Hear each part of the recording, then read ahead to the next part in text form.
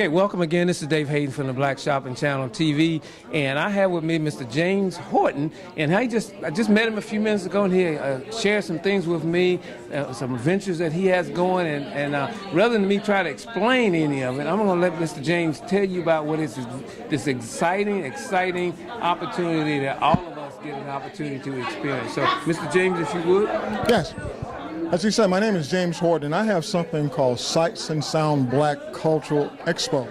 And the expo is an exhibit that has over 10,000 pieces. And these pieces sort of portray the adventure, I sometimes call it, from Africa to America.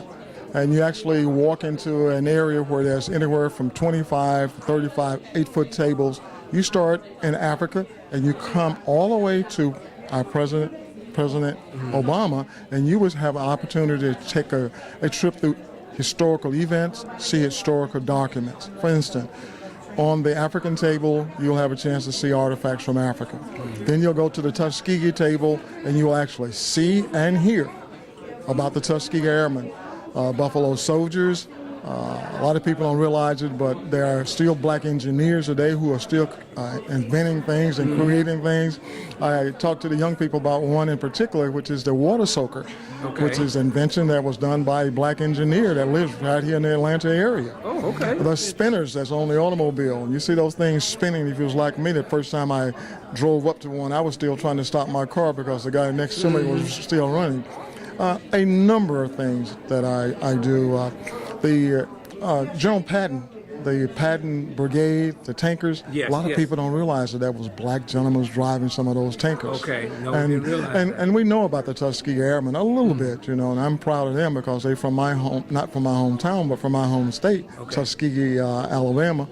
And that's what I do. I share this experience with documents, time periods, that's really bringing us from Africa to today. Okay. Now, you and I were talking earlier about opportunities for civic organizations, but particularly churches, where you can come in and put the exhibit up for that. Could you elaborate on that just a little bit? Yes. This is a portable, I guess you would say, a transporter museum where I actually load it up in the back of a truck, U-Haul, and I'll come to your community and share it with you. Churches, community centers, boys clubs, girls clubs, YMCAs. I do lots of schools. One may say, okay, I'd like to have you come to my school or my church in January or February. I can't do it. I'm completely booked. But on the bottom of my card, it says Black History is not just a month. It's something that happens all the time. But I'll be more than happy to come to your community. Even family reunions, I forgot. I started doing family reunions, and it's very interesting because I integrate the family history as part of the museum part that I set up. Awesome. Right, that's awesome. And it works out real well. But I can be reached. I live here in the Atlanta area, in Ellenwood. That's my home base. And I can be reached at 404-966-2137. Okay, repeat that for me. That's 404-966-2137.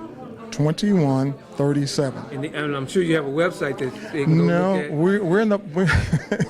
We're about to build a website, and I didn't do a website because I had as much business as I could handle up until a few weeks ago when I finally retired. And now this is full time for me.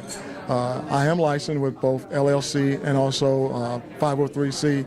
So anyone who would like to contribute in any way or would like for me to come to their community, I'll be more than happy to do that. Well, thank you, Mr. Horton. I tell you what, that's something like that. As we're growing up, and you and I are probably about the same. We don't learn about a lot of that information because it was sheltered from us. But now, thanks to gentlemen like yourself, we're going to have added exposure for our youth to know where we're coming, because oftentimes we don't know where we're going and we don't know where we've been, and we may repeat that cycle all over again. So I appreciate things that you're doing. A young lady that told me something about a year ago when I did a special showing for her, and most people know Maya Angelou.